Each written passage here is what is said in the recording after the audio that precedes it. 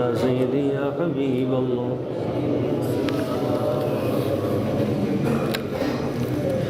मुअज़्ज़ज़ अहबाब, कुरान मजीद फ़ुरक़ान हमीद की तफ़सीर जारी है। सूरह यूसुफ़ है, इसकी आयत नंबर 21 है। जिस वक्त हज़रत जनाब सैयदना यूसुफ़ अलैहिस्सलाम उन्हें भाइयों ने मालिक बिन ज़ार के हवाले कर दिया और वो आपको लेकर अपनी जमा पूंजी में शामिल करके सफ़र पे निकल पड़ा और रास्ते में आपकी वालिदा मोहतरमा हज़रत बीबी पाक हज़रत यूसुफ़ अलैहिस्सलाम की वालिदा मोहतरमा राहील बीबी, उनकी क़ब्र मुबारक पर आपकी हाज़िरी हुई।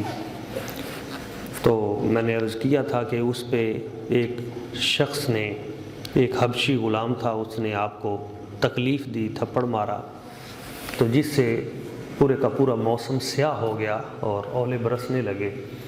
तो फिर मालिक बिन ज़ार को पता चला कि ये तो बहुत बड़ी कोई अजीम हस्ती है, तो वो आपके पाँव पे गिरा, आपसे माफ़ी मांगी। तो आपने फिर होंठ हिलाए, दुआ की, तो वो अज़ाब सारे का सारा दूर हो गया। इससे उसको अंदाज़ा हो गया कि ये ग़ुलाम नहीं है, ये कोई अजीम हस्ती है। तो फिर उसके बाद उसने पूरे काफ़िले को पीछे किया और हज़रत जनाब सैयदना यूसुफ़ अलैहिस्सलाम को सबसे आगे घोड़े पर बिठाया, इज़्ज़त के साथ आपको, और माफ़ी मांगता हुआ चला। और फिर आपकी कदर व कीमत उसके सामने और ज़ाहिर होती गई। जैसे जैसे मिस्र की तरफ बढ़ते गए, आगे एक शहर बलीसान आया, तो वहाँ के लोगों ने जनाब हज़रत सैयदना यूसुफ़ अलैहिस्सलाम की ज़ियारत की। तो सैकड़ों की तादाद में वो आपके ग़ुलाम बनने के लिए तैयार हो गए। और फिर आगे एक और शहर आया, तो वहाँ के लोगों ने आपकी ज़ियारत की। फिर आगे एक और शहर कुदस आया, तो अमीर कुदस को ख्वाब में ज़ियारत हुई कि सारे का सारा खुल्क वो तेरे शहर में आ गया है। तो वो इस पूरे काफ़िले के इस्तकबाल के लिए निकला और उसने लाखों रुपए खर्च किए। हज़रत जनाब सैयदना यूसुफ़ अलैहिस्सलाम आपकी ज़ियारत की, आपसे दुआ ली। फिर आप आगे तशरीफ़ ले गए। मिस्र के करीब जब गए तो आपके हुस्न के चर्चे और आपकी बरकतों का इजहार मिस्र में पहले ही पहुंच चुका था। तो जब आप सरज़मीन मिस्र पे आपने कदम रखा तो वहाँ पे पता चला कि लोग आपकी ज़ियारत के लिए आए हैं। तो मालिक बिन ज़ार ने आपको चूँकि वहाँ से ख़रीदा था, तो उसने कहा कि आप पहले दरियाए नील पे गुस्ल कर लें। तो हज़रत जनाब सैयदना यूसुफ़ अलैहिस्सलाम ने दरियाए नील पे गुस्ल किया, तो मछलियाँ भी अपना वजूद आपके करीब लाने में फ़ख्र महसूस करती थीं। जब नहा के आप बाहर निकले तो और नूरानियत बढ़ गई। फिर उसने आला पोशाक आपको पहनाई और फिर एक कमरे में आपको बिठाया कि मिस्र के लोग आपकी ज़ियारत करें। और साथ उसने कहा कि जो भी शख्स ज़ियारत करने के लिए आए तो 1 दीनार दे, एक सोने का सिक्का। तो 6 लाख दीनार उसने इकट्ठे कर लिए। तो जिसने भी आपकी ज़ियारत की, वो जब उस कमरे से बाहर निकलता था तो वो अपना घर बार भूल जाता था कि मेरा घर कहाँ है। अल्लाह करीम ने इस कदर हुस्न व जमाल से हज़रत सैयदना यूसुफ़ अलैहिस्सलाम आपको नवाजा कि हुज़ूर फरमाते हैं अल्लाह करीम ने हुस्न के 10 हिस्से किए, तो 10 में से 9 हिस्से हज़रत जनाब यूसुफ़ अलैहिस्सलाम को अता किए और एक पूरी मखलूक में बांटा, पूरी बाकी। तो नबी करीम सल्लल्लाहु अलैहि वसल्लम की ज़ात व बरक़ात इससे मुस्तस्ना है, क्योंकि यूसुफ़ अलैहिस्सलाम को भी जो हुस्न मिला है वो नबी पाक सल्लल्लाहु अलैहि वसल्लम के हुस्न की खैरात है, इस हुस्न का सदका है। जिस वक्त हज़रत जनाब यूसुफ़ अलैहिस्सलाम दूसरा दिन हुआ तो उसने कहा कि आज 1 दीनार नहीं, आज 2 सोने के सिक्के। تو دنیا اور دولت لے کر آئی اور حضرت یوسف علیہ السلام کا دیدار کرنے کے لیے اس کا گھر سونے کے سکوں سے بھر گیا۔ جب تیسرے دن مشہوری ہوئی تو پھر دنیا مخلوق اور بڑھ گئی، اور بعد تفاسیر میں آیا ہے کہ 25,000 کے لگ بھگ لوگ جو ہیں وہ اس طرح کچلے گئے، مارے گئے۔ اس قدر دنیا مخلوق خدا آپ کے دیدار کے لیے آئی۔ برل معروف ہو گیا، مشہور ہو گیا کہ کوئی ہستی آئی ہے اور اتنی بابرکت ہستی ہے کہ مصر میں جب آپ کا قدم لگا تو مصر کی وہ پرانی بند نہریں وہ جاری ہو گئیں، وہ خشک درخت جن کی جڑیں کٹ چکی تھیں یا جن کا حال خراب ہو چکا تھا، وہ پرانے درخت وہ دوبارہ سرسبز ہو گئے، پھل لگنے شروع ہو گئے، فصلیں بڑھ گئیں، برکتیں آ گئیں، لوگوں کے پاس دولتیں آ گئیں۔ اور لطف کی بات یہ ہے کہ جو شخص بھی آپ کو دیکھنے کے لیے پیسے دے کے 2 دینار 3 دینار آپ کی زیارت کر کے اپنے گھر جاتا، تو جتنے پیسے وہ آپ کے لیے خرچ کرتا اتنے گھر میں موجود ہوتے۔ تو یہ برکتیں جب وہاں پہ ظاہر ہوئیں تو مشہوری ہو گئی۔ تو جو عزیز مصر تھا، جو وزیر تھا مصر کا، بادشاہ جو تھا ریان اس کا وزیر تھا، جب اس کو پتہ چلا تو اس نے کہا کہ میں بھی زیارت کے لیے چلتا ہوں۔ تو وہ زیارت کے لیے آیا اور اس کی بیوی جس کا نام تھا زلیخا مصر، وہ بھی زیارت کے لیے آئی۔ تو جب انہوں نے دیکھا آپ کی زیارت کی تو زلیخا مصر جو ہے وہ دیدار کرتے ہی بے ہوش ہو گئی۔ تو وہ جب ہوش میں آئی تو عزیز مصر نے کہا کہ میں نے اس نوجوان کو خریدنا ہے۔ تو اس وقت مالک بن سعد سے کہا گیا کہ ہم اسے خریدنے کے لیے آئے ہیں۔ تو اس نے کہا میں بولی لگاؤں گا۔ تو اس وقت بولی لگائی گئی اور پھر پوری دنیا مصر کے بڑے بڑے امیر لوگ لائنوں میں لگے کہ ہم نے اس بابرکت ہستی کو ہم نے خریدنا ہے۔ تو وہ وزیر، بڑے بڑے مشیر اور بڑے بڑے دولت مند جاگیردار، وہ لوگ لائنوں میں لگے۔ تو تفاسیر میں آتا ہے کہ ہر ایک سے بڑھ کر بولی لگا رہا تھا۔ تو اس لائن میں ایک بوڑھی ضعیف بی بی، وہ یہ جو دھاگا ہوتا ہے نا، اٹی جو جسے کہتے ہیں اون کی، وہ لے کر اس لائن میں کھڑی تھی۔ لوگوں نے کہا بی بی تو ادھر کدھر لائن میں لگ گئی ہے؟ ادھر تو وقت کے بادشاہ لائنوں میں لگے ہوئے ہیں، ادھر تو اربوں خربوں والے اور دولت والے، تو اس لائن میں کہاں آ گئی؟ اس بی بی نے کہا مجھے بھی پتہ ہے کہ میں یوسف کو خرید نہیں سکتی، پتہ مجھے بھی ہے، لیکن میں اس لائن میں اس لیے لگی ہوئی ہوں، اس کے چہرے کی وجاہت بتاتی ہے یہ اللہ والا ہے، یہ کوئی بڑی نیک ہستی ہے۔ میں لائن میں اس لیے لگی ہوئی ہوں، قیامت والے دن جب اللہ تعالیٰ پوچھے گا میرے یوسف کے طلبگار اور خریدار کون تھے، تو میں خرید تو نہیں سکوں گی پر اس لائن میں میرا نام آ جائے۔ یہ بہت بڑی بات ہے، بہت بڑی بات ہے، اس لائن میں نام آ جائے۔ حضرت جناب ابراہیم علیہ السلام کو جس وقت نمرود نے آگ میں پھینکا تو وہ آگ کو چھوٹی آگ تو نہیں تھی، بہت بڑی آگ تھی۔ یعنی نمرود بادشاہ نے پورے ملک کو کہا تھا کہ ملک کا ہر بندہ لکڑی لے کر آئے اور آگ جلائے، اور پورے ملک نے جہاں پہ آگ لگائی ہوگی، یہاں تو ایک بندے کی آگ لگائی نہیں بجھتی، تو پورا ملک جہاں آگ لگاتا ہوگا۔ تو اتنی بڑی وہ آگ تھی کہ آسمانوں سے اوپر سے اگر کوئی پرندہ گزرتا تھا تو وہ اس کے اوپر سے گزرتا تھا تو جل کے گر جاتا تھا، اتنی سخت آگ تھی۔ تو ایک پرندہ دور سمندر سے ایک چونچ پانی کا منہ میں لے کے آتا تھا چونچ میں قطرہ، اور وہ قریب آ کے پھینک کے چلا جاتا تھا، پھر ادھر سے تھوڑا سا پانی لے کے آتا، پھر پھینک کے چلا جاتا۔ تو کسی نے کہا کہ اے چڑیا، اے پرندے، اے تو کن چکروں میں ہے؟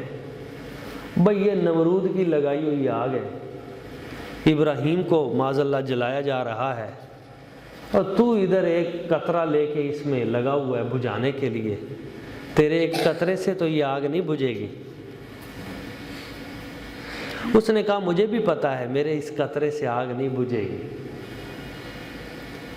پر میرا تو کام یہی ہے نا کہ میں یہ کروں، جو مجھ سے ہو سکتا ہے وہ تو میں کروں نا۔ قیامت والے دن جب حساب کتاب ہوگا پوچھا جائے گا بس تو نے کیا کیا تھا، تو کم از کم میں یہ تو کہہ سکوں یا اللہ میری چونچ اتنی تھی، مجھ سے جتنا ہو سکا تھا اتنا تو میں نے کیا ہے نا۔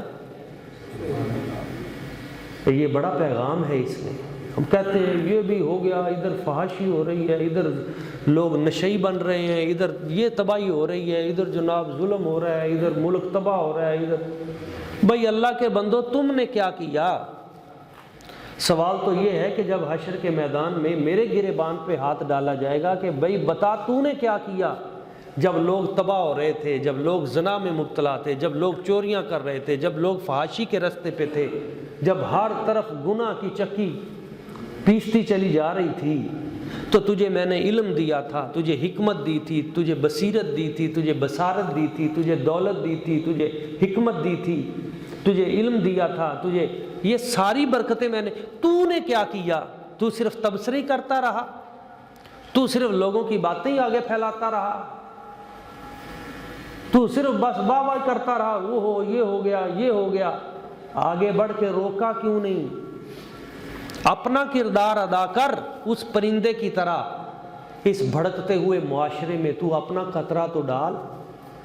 آگ تو رب نے بجھائی تھی، نار کونی بردم و سلام علی ابراہیم، آگ بجھانے والا تو رب ہے، پر اپنا کردار ادا کرنا ضروری ہے۔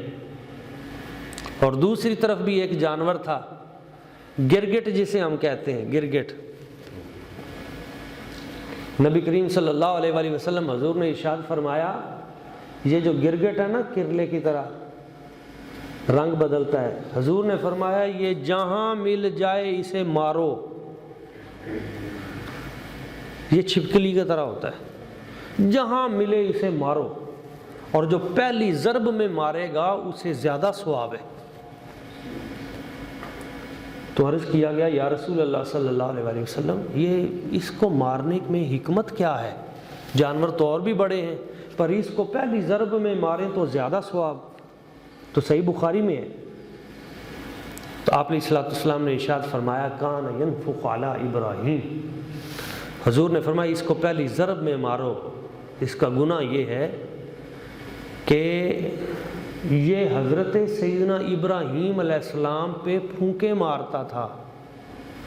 وہ نمرود کی جو آگ تھی نا لگی ہوئی بھانبڑ، اس میں یہ پھونکے مارتا تھا کہ آگ اور لگے۔ اس کے دل میں ابراہیم علیہ السلام کا بغض تھا، اور اس بغض کی وجہ سے یہ پھونکے مارتا تھا تاکہ آگ اور بڑھے۔ بات سمجھ میں آئی؟ کہ جس کے دل میں بغض تھا نبی پاک صلی اللہ علیہ وسلم نے فرمایا اسے قتل کرو۔ حالانکہ بغض تو وہ جو پرانا کرلا تھا اس دور میں اس کے دل میں تھا، آج کے اس کی تو بات نہیں ہے۔ پتہ چلا یہ جو گستاخی کی بیماری ہے نا یہ نسلوں میں جاتی ہے، نسل در نسل جاتی ہے۔ بڑے سے بڑا گناہ گار کوئی ہو اور بات ہے، اللہ کسی کو گستاخ نہ بنائے، بے ادب نہ بنائے۔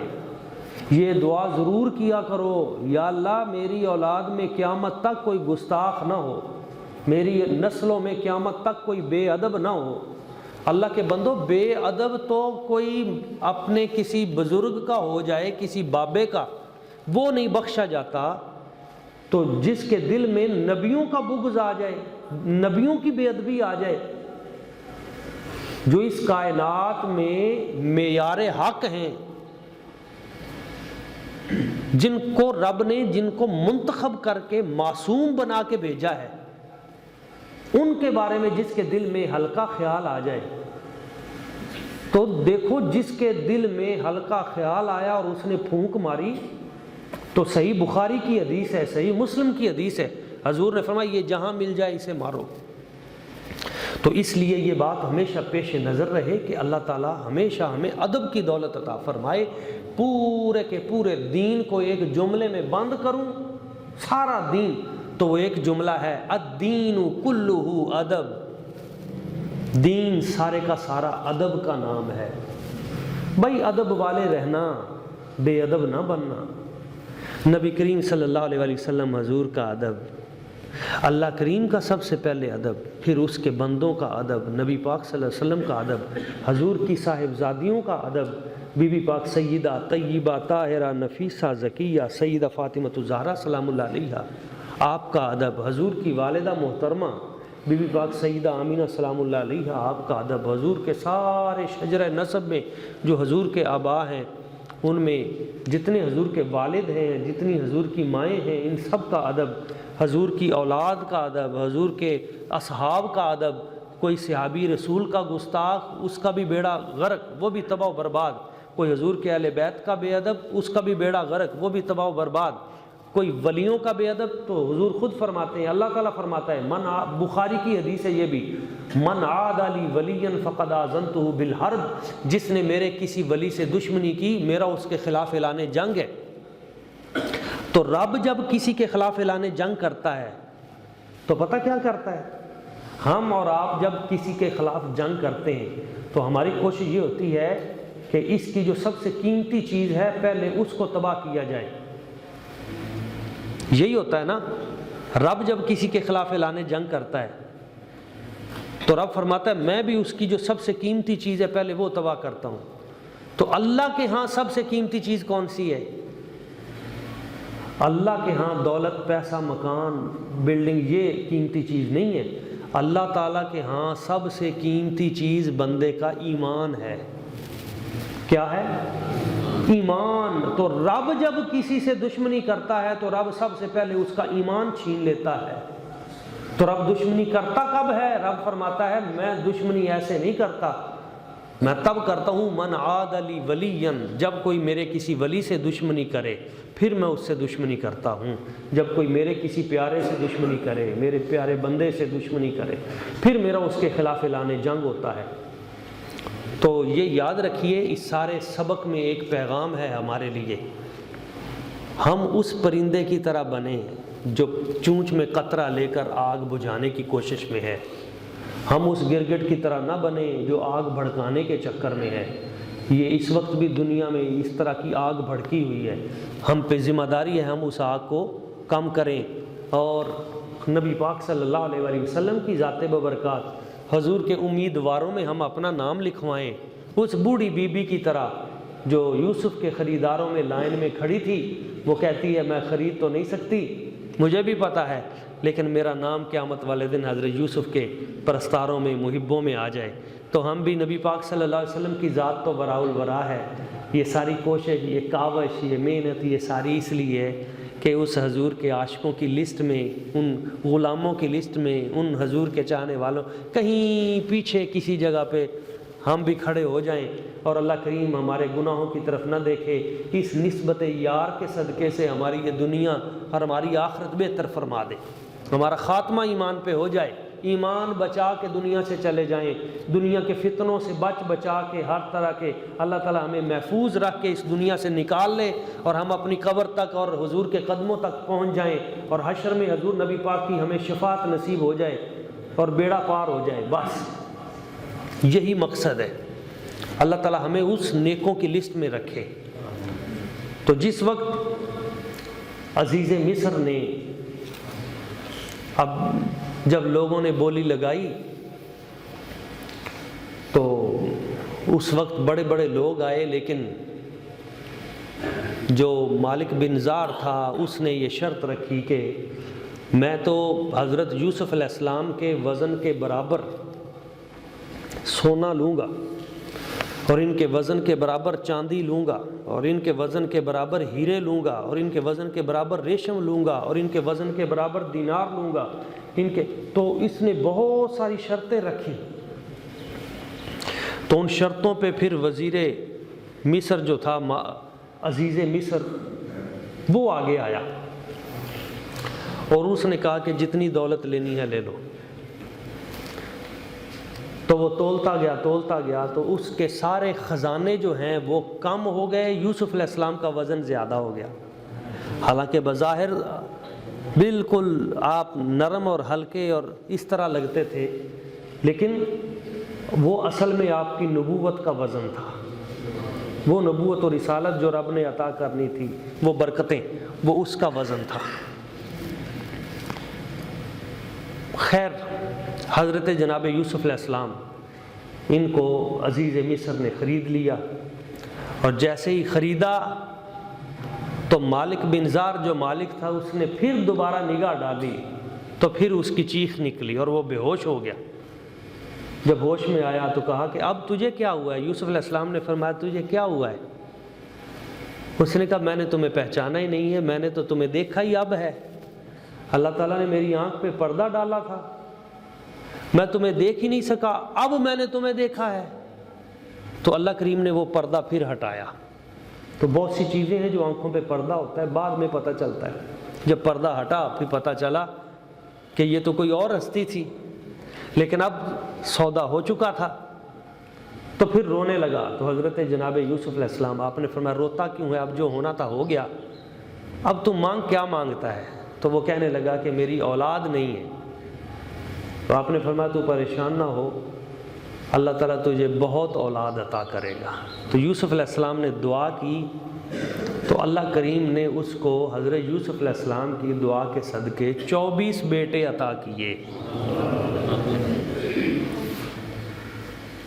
جڑواں بیٹے ہوتے تھے ہر سال، 12 سال میں 2 بیٹے ہر سال، 24 بیٹے اللہ نے اسے عطا کی۔ اللہ والے جب دعا کرتے ہیں، اللہ ان کی دعاؤں سے تقدیریں بدل دیتا ہے۔ نبی کریم صلی اللہ علیہ وسلم کی بارگاہ میں حضرت انس حاضر ہوئے تھے، اولاد نہیں ہوتی تھی، کئی مرتبہ منہ سے کہہ نہ سکے۔ تو ایک دن ان کی والدہ محترمہ نے کہا بیٹے آج تو نے کہہ کے ہی آنا ہے، حضور سے عرض کر کے آنا ہے کہ میرے لیے دعا کرو بیٹے کی۔ تو حضرت انس رضی اللہ تعالیٰ عنہ حاضر ہوئے، دوپہر کے وقت ہی آ گئے اور ستون کے ساتھ ٹیک لگا کے بیٹھ گئے۔ تو کہا آج میں نے دل کی بات کاری دینی ہے۔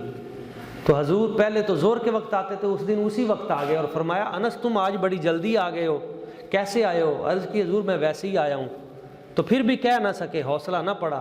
تو سرکار نے فرمایا چلو وضو کراؤ، تو وضو کرانے لگے۔ تو جب حضور مسح کرنے لگے تو اس وقت حضرت انس کو یاد بھی آ گیا کہ میں تو آج دعا لینے آیا ہوں۔ تو سرکار نے بازو سے پکڑا اور فرمایا بھائی صحیح سے ہی بتا آج تو آیا کیسے ہے؟ تو بتایا نہ گیا، دل کا غم، اور رونے لگے۔ تو سرکار نے فرمایا اچھا اس کا مطلب ہے تجھے اولاد چاہیے، ابھی بتایا نہیں ہے۔ خود حضور نے فرمایا تجھے اولاد چاہیے؟ جی حضور، لوگ تانے دیتے ہیں، مہربانی فرمائیں۔ تو سرکار نے فرمایا پھر ہاتھ اٹھاؤ۔ سرکار نے دعا فرمائی یا اللہ میرے انس کو اولاد بھی عطا فرما، مال بھی عطا فرما، اور جنت بھی عطا فرما۔ ایک چیز لینے آئے تھے، 3 چیزیں مل گئیں، اولاد بھی عطا فرما اور کثیر اولاد، اور اس کو مال بھی عطا فرما اور کثیر مال، اور جنت بھی عطا فرما۔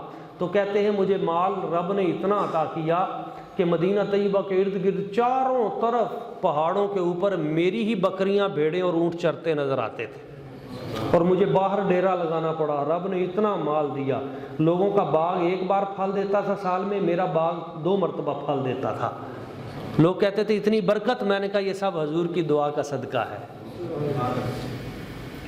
اور اولاد کتنی عطا کی؟ حضرت انس فرماتے ہیں حضور کی اس دعا کے صدقے اللہ تعالیٰ نے مجھے 136 بیٹے عطا کیے۔ امام طبرانی نے اس کو بیان کیا، بیٹے، پوتے اور نواسے، اور اس طرح وہ فرماتے ہیں 136 میرے سامنے کھڑے ہوتے ہیں، مجھے ان کے نام بھول جاتے ہیں کہ اس کا میں نے نام کیا رکھا ہے، اس کا نام کیا رکھا ہے، اور جو بیٹی ہیں وہ اس کے علاوہ ہیں۔ تو حضرت انس رضی اللہ تعالیٰ عنہ آپ کبھی کبھی فخراً آپ کہا کرتے تھے 2 دعائیں تو میں نے اپنی آنکھوں سے دیکھ لی ہیں، مال بھی دیکھ لیا ہے، اولاد بھی دیکھ لی ہے، انشاءاللہ تعالیٰ انس یہ بھی ضرور اپنی آنکھوں سے دیکھے گا۔ حضور کی دعا کے صدقے رب مجھے جنت بھی عطا فرمائے گا۔ تو آپ دیکھیں کہ ان اللہ کے ولیوں کے صدقے، نبیوں کے صدقے اللہ تعالیٰ کی ذات برکات دعائیں قبول فرماتی ہے۔ حضرت خواجہ بہاؤالدین زکریا ملتانی رحمۃ اللہ تعالیٰ علیہ، آپ کے پاس ایک بی بی آئی اور اس نے کہا حضور میری اولاد نہیں ہوتی، تو آپ نے فرمایا بیٹی آپ نے دیکھا، کہا بیٹی تیرے مقدر میں اولاد نہیں ہے، وہ چلی گئی۔ تو آپ کے جو پوتے تھے حضرت شاہ رکن عالم وہ باہر کھیل رہے تھے، تو انہوں نے دیکھا بی بی روتی ہوئی جا رہی ہے، تو کہا بی بی روتی ہوئی تو کیوں جا رہی ہے؟ کہا اولاد نہیں ملی، برکت نہیں ملی، اللہ تعالیٰ کی اس خزانے میں میری اولاد ہے ہی نہیں۔ تو آپ نے فرمایا تو ایسے گھبرانے کی ضرورت نہیں ہے، اللہ تعالیٰ تجھے 7 بیٹے عطا کرے گا۔ تو چلی گئی اور اللہ کریم نے اسے 7 بیٹے عطا کیے آپ کی دعا کے صدقے۔ پھر حضرت خواجہ بہاؤالدین زکریا ملتانی آپ کے پاس وہ حاضر ہوئی اور 7 بیٹے لے کے آئی جب بعد میں، تو کہا کہ تیرے تو مقدر میں نہیں تھی، یہ کیا ہوا؟ کہا جی ان سے پوچھئے۔ تو کہا بھائی کیسے ہوا؟ تو کہا جی آپ کے در پہ آئی تھی، نہیں تھی تو لے کے دیتے نا۔ تو کئی ایسے بھی اللہ کے ولی ہوتے ہیں۔ حضرت بابا جی کرما والے سرکار آپ کی بارگاہ میں 1 نہیں 2 نہیں لاکھوں لوگ ایسے آئے جو بے اولاد تھے، جہاں ممکن ہی نہیں تھی اولاد، ڈاکٹروں نے جن کو جواب دے دیا تھا، اور وہ آ کے کہتے تھے حضور ڈاکٹروں نے جواب دے دیا ہے اولاد ہوگی نہیں، تو آپ ایک ہی جملہ ارشاد فرمایا کرتے تھے بیلیا اللہ کریم نے جواب تو نہیں دیتا، جا اللہ کریم خیر کر دے گا۔ تو آپ ایک جملہ ارشاد فرماتے تھے جا بیلیا اللہ کریم خیر کر دے گا، وہ آپ کی زبان سے نکل جاتا تھا، جیسے نکل جاتا تھا اللہ تعالیٰ ویسے ہی کر دیتا تھا۔ اور 1 2 4 نہیں لاکھوں مثالیں ایسی ہیں کہ جو بے اولاد تھے، جو کسی بھی پریشانی میں مبتلا تھے، مسائل میں، اللہ کریم نے ان پہ کرم فرما دیا۔ تو حضرت جناب یوسف علیہ السلام کی دعا کے صدقے مالک بن زار کو اللہ تعالیٰ نے 22-24 بیٹے عطا کیے۔ پھر عزیز مصر نے کہا وقال الذی اشتراہ من مصر لامرأتہ، جب حضرت یوسف علیہ السلام کو انہوں نے خریدا تو اپنی بیوی سے کہنے لگے، عزیز مصر بیوی کا نام تھا زلیخا، کہ اکرمی مثواہ، اسے بڑی عزت سے رکھنا، بڑے احترام سے رکھنا اس بیٹے کو، عسیٰ ان ینفعنا، مجھے امید ہے کہ ان قریب یہ ہمیں نفع دے گا، ینفعنا یہ ہمیں نفع دے گا۔ تو نبیوں سے نفع کی توقع رکھنا یہ ایک اچھا عمل ہے، نبی ہوتا ہی اس لیے ہے کہ وہ نفع دے، فائدہ دے۔ او نتخذہ ولدا، یا تو یہ ہمیں نفع دے گا، فائدہ دے گا، یہ برکت والا بچہ لگتا ہے، یا پھر ہم ایسا بھی ہو سکتا ہے کہ اسے بیٹا بنا لیں، کیونکہ عزیز مصر کی اولاد نہیں تھی تو اسے منہ بولا بیٹا بنا لیں۔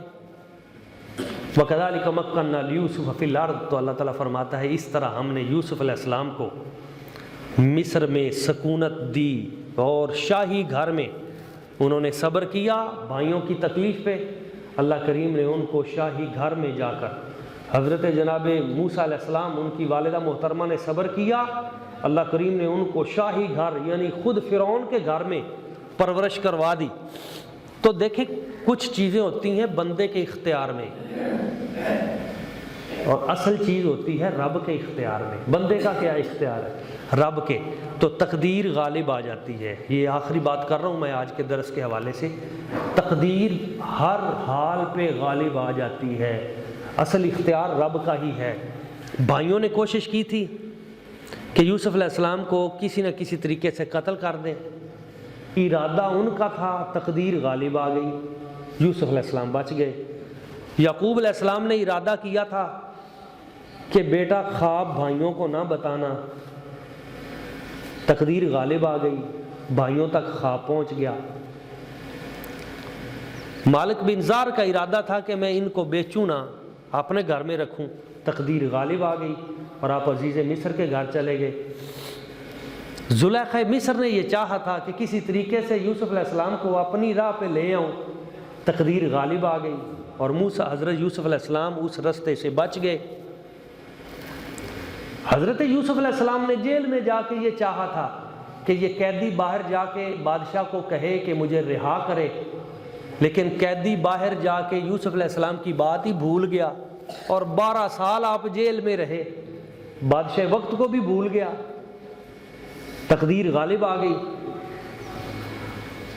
بھائی ایک بات یہاں سمجھنے والی ہے جو مولا علی شیر خدا کرم اللہ وجہہ الکریم نے کہی، آپ فرماتے ہیں میں ارادوں کے ٹوٹنے سے اپنے رب کو پہچانتا ہوں۔ یہ ارادہ ایسے ہو، انسان پوری تیاری کر لیتا ہے، اسٹریٹجی بنا لیتا ہے اس کی تمام، کہ بس میں نے تمام تر چیزیں بنا لی ہیں، اب ایسے ہوگا، لیکن عین اس موقع سے پہلے تقدیر غالب آ جاتی ہے اور ویسے نہیں ہوتا۔ یہ رب ہے، بندے کی پلاننگ اور ہے، رب کی پلاننگ اور ہے۔ بندے کی کوشش یہ ہے میں یوں کر دوں، یہ کر لوں، یہ کر لوں، کوٹھیاں، منزلیں، مکان، یہ کر لوں، تقدیر غالب آ جاتی ہے، سارا کچھ کیا دھرا رہ جاتا ہے اور بندہ قبر میں پہنچ جاتا ہے۔ تو بھائی تقدیر ہر چیز پہ غالب ہے، اس لیے اس درس میں سمجھنے والی چیز یہ ہے کہ جب تقدیر ہر حال پہ غالب ہے تو کیوں نہ ہم اپنے آپ کو رب کی رضا میں ڈھال لیں، اور جب تقدیر کبھی پلٹے تو ہمیں دکھ نہ ہو، ہم راضی رہیں کہ یا اللہ تیری رضا اس طرح ہے تو میری رضا بھی اس طرح ہے۔ اور یہی مقام ولایت ہے کہ رب کی رضا پہ راضی ہو جانا۔ وَكَذَلِكَ مَكَّنَّا لِيُوسُفَ، ہم نے یوسف علیہ السلام کو اعلیٰ جگہ عطا کی، وَلِنُعَلِّمَهُ مِن تَأْوِيلِ الْأَحَادِيثِ، اور پھر ہم ان کو علم عطا کرتے ہیں خوابوں کی تعبیر کا۔ اب خوابوں کی تعبیر کا علم بھی حضرت یوسف علیہ السلام کے پاس آ گیا۔ وَاللَّهُ غَالِبٌ عَلَىٰ أَمْرِهِ، اور ہر شے پہ اللہ تعالیٰ کی ذات غالب ہے، وہ جس کو چاہتی ہے اپنے بندے کو بھی ہر حال پہ غالب کر دیتی ہے۔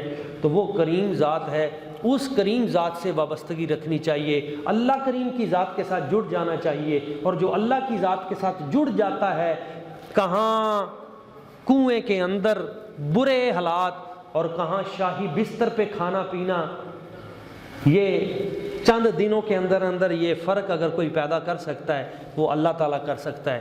تو ہمیں بھی اپنی تمام تر توجہات اور تمام تر ہمیں اپنے جو اعتقادات ہیں وہ اللہ تعالیٰ کی ذات و برکات کے ساتھ جوڑ لینے چاہیے، اس لیے کہ وہی ذات ہے جو کنویں سے نکال کر جناب یوسف علیہ السلام کو مصر کا بادشاہ بنا دیتی ہے، وہی جو ذات ہے جو مکہ مکرمہ کے پرفتن ماحول سے نکال کر نبی کریم صلی اللہ علیہ وسلم حضور کو مدینہ طیبہ کا بادشاہ بنا دیتی ہے، شہنشاہ بنا دیتی ہے۔